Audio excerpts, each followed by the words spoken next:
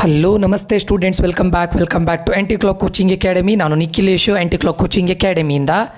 Students, first ಸೆಮಿಸ್ಟರ್ನ result already ಬಂದಿದೆ.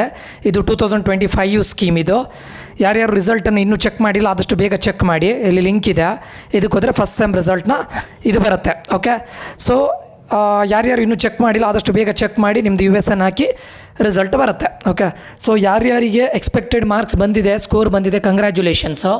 And ಯಾರ್ಯಾರಿಗೆ ಎಕ್ಸ್ಪೆಕ್ಟೆಡ್ ಬರಲಿಲ್ಲ ಅಂದರೆ ಸರ್ ನಾನು ಇಷ್ಟು ಮಾರ್ಕ್ಸಿಗೆ ಬರೆದಿದ್ದೆ ಬಟ್ ಅಷ್ಟು ಬರಲಿಲ್ಲ ಅಂದರೆ, ನಾನು ಹೇಳ್ತಾ ಇರೋದು ಫಾರ್ ಎಕ್ಸಾಂಪಲ್ಲು ಸ್ಟೂಡೆಂಟ್ಸ್, ನಾನು ಪ್ರತಿಯೊಬ್ಬರಿಗೆ ಹೇಳ್ತಾ ಇರೋದು, ಇನ್ ಕೇಸ್ 100ಅಲ್ಲಿ ನೀವು ಎಕ್ಸಾಂಪಲ್ ಕೊಡ್ತಾ ಇರೋದು ಎಕ್ಸಾಕ್ಟ್ಲಿ ಒಂದು 40 ಮಾರ್ಕ್ಸಿಗೆ ಬರೆದು ಇವಾಗ ನಿಮಗೆ 18 ಮಾರ್ಕ್ಸನ್ನು ಕೊಟ್ಟಿದ್ದಾರೆ, ಪಾಸ್ ಮಾಡಿದ್ದಾರೆ.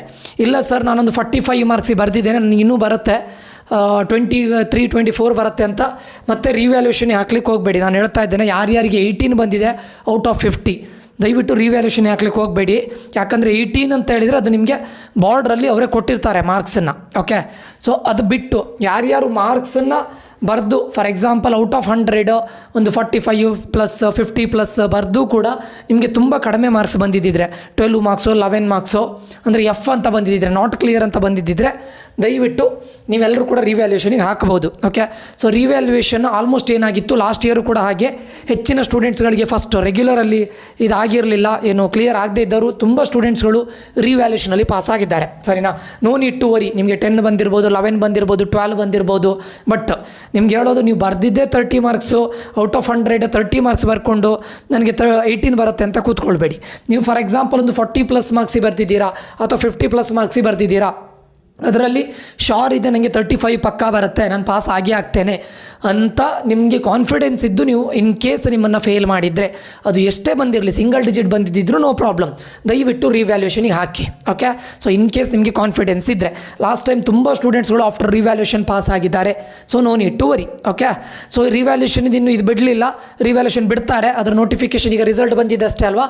ರಿವ್ಯಾಲ್ಯೂಷನ್ನ ನೋಟಿಫಿಕೇಷನ್ ಬಂದ ತಕ್ಷಣ ನಾನು ನಿಮ್ಗೆ ಅದರ ಅಪ್ಡೇಟನ್ನು ಕೊಡ್ತೇನೆ. ಸರಿನಾ? ಸೊ ಇದಿಷ್ಟು ಫಸ್ಟ್ ಸೆಮ್ನ ರಿಸಲ್ಟ್ ಬಂದಿದೆ. ರಿವ್ಯಾಲ್ಯೂಷನ್ ಇನ್ನೂ ಇದು ಬರಲಿಲ್ಲ, ನೋಟಿಫಿಕೇಷನ್ ಬಂದ ತಕ್ಷಣ ನಾನು ಖಂಡಿತ ಎಲ್ರಿಗೂ ಅಪ್ಡೇಟ್ ಮಾಡ್ತೇನೆ. ಸರಿನಾ? ಸೊ ಇದಿಷ್ಟು ಈ ವಿಡಿಯೋದಲ್ಲಾಗಿರುತ್ತೆ. ಯಾರು ಪ್ಯಾನಿಕ್ ಆಗಬೇಡಿ. ಯಾರಾದರೂ ಕಡಿಮೆ ಮಾರ್ಕ್ಸ್ ಬಂದಿದ್ದರೆ ನೋ ನೀಡ್ ಟು ವರಿ. ನನಗೆ ಗೊತ್ತಿದೆ ನೀವು PUCಯಲ್ಲಿ ಟಾಪರ್ ಆಗಿರ್ತೀರಾ ಅಥವಾ PUCಯಲ್ಲಿ ಒಳ್ಳೆ ಮಾರ್ಕ್ಸ್ ಬಂದಿರುತ್ತೆ, ಇಲ್ಲಿ ಬಂದ ತಕ್ಷಣ ಪಾಸಿಂಗ್ ಅನ್ನೋದೇ ತುಂಬ ಕಷ್ಟ ಆಗಿರುತ್ತೆ. ಇಂಜಿನಿಯರಿಂಗ್ ಹಾಗೆ ಸ್ಟೂಡೆಂಟ್ಸು ಬರ್ತಾ ನೀವು ಸೆಟ್ ಆಗ್ತೀರಾ, no need to worry. Okay, ಪಾಸಿಂಗ್ಗೆ ಕಷ್ಟ ಆಗಿರುತ್ತೆ, ಸೊ ವರಿ ಮಾಡ್ಕೊಳ್ಬೇಡಿ. ಬಟ್ ಇನ್ ಕೇಸ್ ಇವಾಗ ಯಾವುದಾದ್ರು ಫೇಲ್ ಆಗಿದ್ದಿದ್ರೆ 13, 14, 15, 16 ಏನೇ ಬಂದಿದ್ದಿದ್ರು ರಿವ್ಯಾಲ್ಯೂಷನ್ ಹಾಕಿ if you are confident enough. But 18 marks ಬಂದು ಆಲ್ರೆಡಿ ಪಾಸ್ ಆಗಿದ್ದಿದ್ರೆ, ಸರ್ ನನಗೆ 25 ಬರುತ್ತೆ 26 ಬರುತ್ತೆ ಅಂತ ದಯವಿಟ್ಟು ರಿವ್ಯಾಲ್ಯೂಷನ್ ಹಾಕ್ಲಿಕ್ಕೆ ಹೋಗಬೇಡಿ.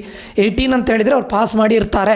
ಓಕೆ, ಸೊ ಇದಿಷ್ಟು ಈ ವಿಡಿಯೋದಲ್ಲಾಗಿರುತ್ತೆ. ಯಾರ್ಯಾರು ರಿಸಲ್ಟ್ ಚೆಕ್ ಮಾಡಲಿಲ್ಲ ಆದಷ್ಟು ಬೇಗ ಚೆಕ್ ಮಾಡಿ ಅಂತ ಹೇಳ್ತಾ ಇಲ್ಲಿಗೆ ಈ ವಿಡಿಯೋ ಎಂಡ್ ಮಾಡ್ತಾ ಇದ್ದೇನೆ. ಮುಂದಿನ ವಿಡಿಯೋದಲ್ಲಿ ಮತ್ತೆ ಸಿಗ್ತೇನೆ.